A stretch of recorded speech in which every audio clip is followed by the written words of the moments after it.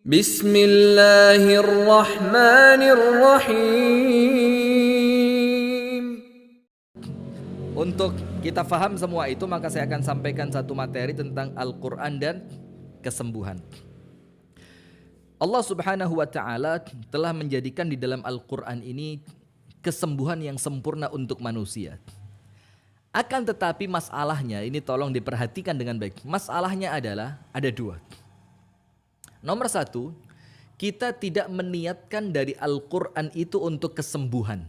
Jadi kalau kita baca Al-Quran, ada salah satu niat yang kita hilang. Kita nggak dapat niat itu. Kita ketika baca Al-Quran mesti niatnya apa? Menenangkan hati. Niatnya apa? Mendulang pahala. Niatnya apa? Ingin belajar dari Al-Quran. Padahal ketika Anda meniatkan dengan Al-Quran itu adalah untuk kesembuhan, maka Allah akan beri kesembuhan buat Anda. Maka yang pertama kita kehilangan niat.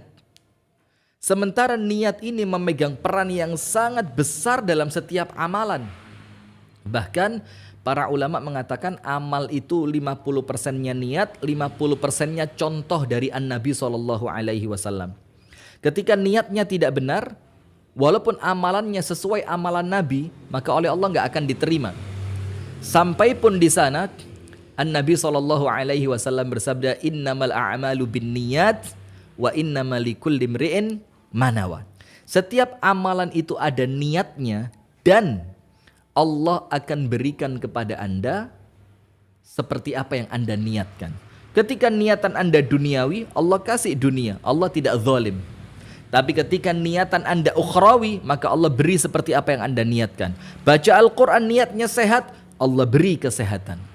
Maka dua yang hilang dari kita ketika kita membaca Al-Quran untuk Al-Quran itu menjadi sebab kesembuhan kita, itu yang pertama kita kehilangan niat. Maka yang pertama, niatkan setiap membaca Al-Quran, setiap mendengarkan Al-Quran, setiap Anda berinteraksi dengan Al-Quran, maka niatkan, ya Rabb, saya niatkan Al-Quran yang aku baca, saya niatkan Al-Quran yang aku dengar, saya niatkan Al-Quran yang aku sedang berinteraksi dengannya, ini sebab kesembuhanku ya Allah.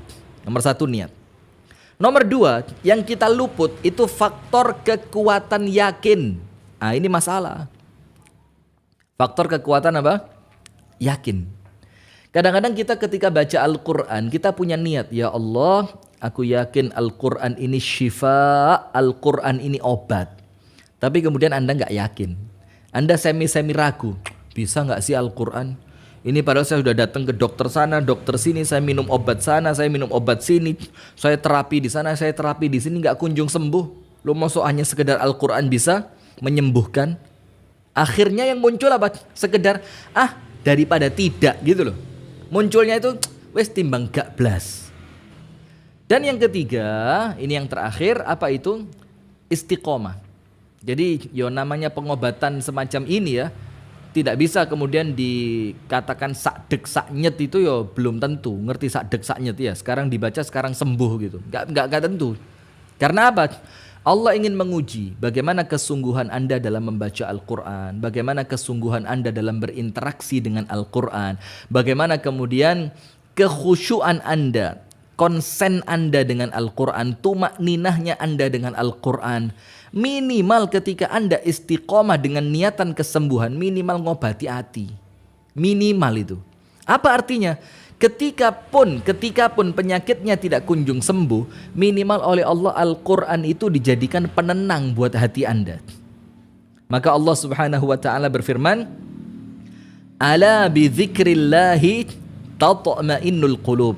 Ingatlah, dengan berzikir mengingat Allah, maka hatimu menjadi tenang.